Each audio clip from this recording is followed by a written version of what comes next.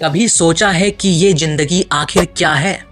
एक ऐसी पहेली जिसका कोई जवाब नहीं, या शायद एक ऐसा सफर जिसकी कोई मंजिल नहीं। आखिर क्या है चक्कर इस जिंदगी का?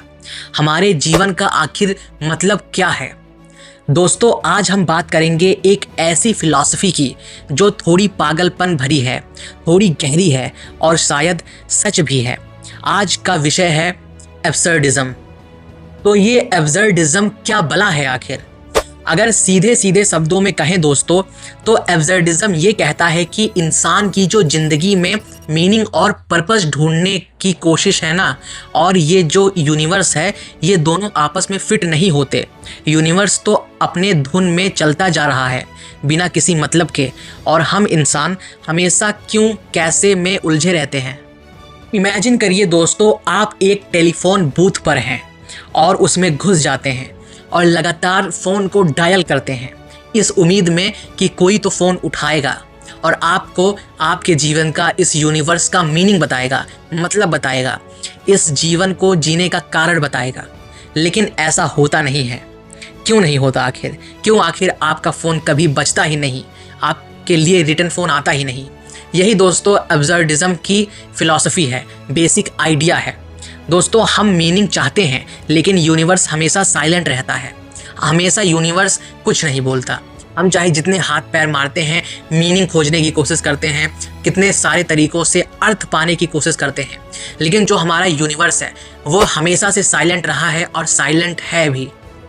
अब आप सोच रहे होंगे कि क्या फिर सब बेकार है और हमें हाथ पे हाथ धरकर बैठ जाना चाहिए?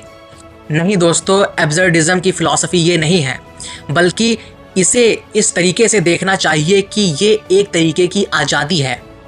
जब आप ये मान लेते हैं कि कोई बना बनाया पर्पस नहीं है, तो आप खुद अपना पर्पस बना सकते हैं और अपने लाइफ को उस प्रकार से जी सकते हैं।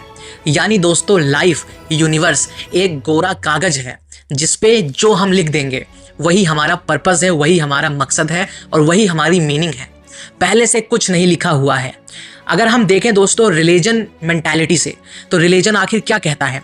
रिलीजन कहता है कि आपकी किस्मत पहले ही से उस आसमान के ऊपर बैठे भगवान ने लिख दी है। लेकिन एब्सर्डिज्म फिलॉसफी इस बात को नकारती है। सोचो, अगर कोई एक्सपेक्टेड एंडिंग नहीं है तो हर पल एक नया शुरुआत हम कर सकते हैं। और अगर वहीं पर दोस्तों हर चीज़ प्री डिफाइंड होती तो आखिर जीवन का क्या ही सुकून रह जाता, आखिर क्या ही मज़ा रह जाता। जो रिलीजन्स क्लेम करते हैं, रिलीजन तो यही क्लेम करते हैं कि एवरीथिंग इज़ ऑलरेडी रिटन, हर एक की किस्मत लिखी गई है, ये ब्रह्मांड, ये इंसान, ये जानवर, हर किसी की। लेकिन फिलॉसफी दोस्तों अलग है, एब्सर्डिज्म अलग है और फिलॉसफर्स की मेंटालिटी अलग है।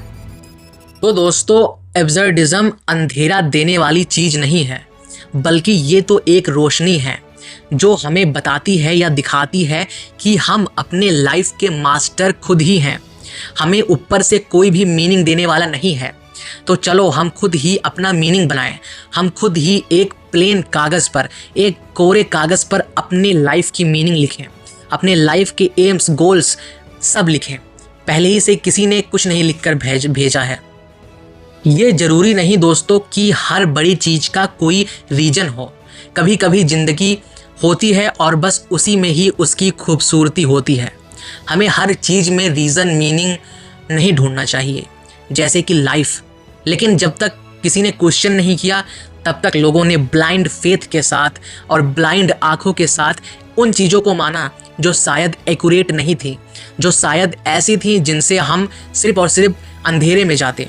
जो रिलीजन ने हमें बताया, और सभी रिलीजन ने यही कहा कि हमारी किस्मत, हमारे यूनिवर्स की जो चीज़ है, हमारे लाइफ की जो चीज़ें हैं वो पहले ही से रिटन है। लेकिन ऐसा नहीं है। एब्सर्डिज्म तो ऐसा नहीं कहता है। और दोस्तों, ये थी फ़िलॉसफी जो हमारे लाइफ के एक बहुत ही गहरे मीनिंग को खोलती है। अगर आपको ये पॉडकास्ट एपिसोड पसंद आया हो तो लाइक ज़रूर से करिएगा। मिलते हैं नेक्स्ट एपिसोड में।